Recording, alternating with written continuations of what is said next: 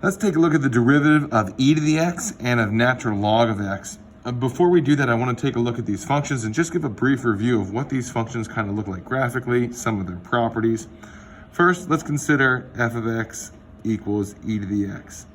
This exponential function has a horizontal asymptote at y equals 0 and increases towards infinity as x goes towards infinity.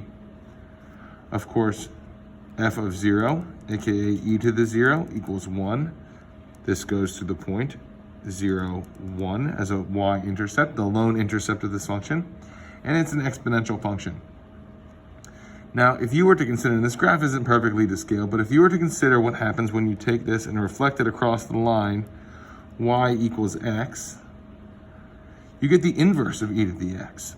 The inverse of e to the x, then, is a function that looks something like, see if we can get it in here. Again, not really to scale or going along the axes at all, but let's say g of x equals ln x. This is the inverse of e to the x. That means these values flip and the inputs become the outputs. So this goes through the point 1, 0. In other words, g of 1, aka natural log of 1, equals 0. Interestingly enough, the natural log of e, g of e, the natural log of e, is equal to 1. So if I came over here 2.7-ish units at x equals e, we'd have an output at y equals 1.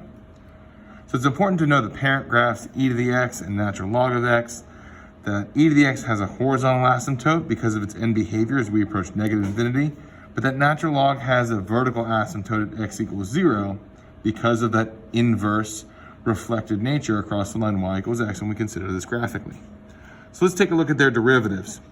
The derivative, as with respect to x, of e to the x is just e to the x, which is kind of a weird thing to think about. That means that the slope of the line tangent to the curve of e to the x is always represented, whoa, that's x-axis, this is the y-axis, is always represented by e to the x. Which if I consider this graph again, it's kind of logical to think about as the slopes of the tangent lines get steeper and steeper and steeper and steeper. But the values, if this is the graph of f, the values of f prime, as x gets bigger and bigger and bigger, well, the slope of this tangent line is about 1, and then the values get bigger and bigger and bigger and bigger and bigger as the tangent line moves to the right. They get less steep as we move to the left, but never quite go horizontal. In other words, the derivative has a value that gets closer and closer to 0, but never actually touches 0. This moves then along this curve, again, e to the x. The derivative of natural log of x actually is equal to 1 over x. So this is kind of an interesting relationship too.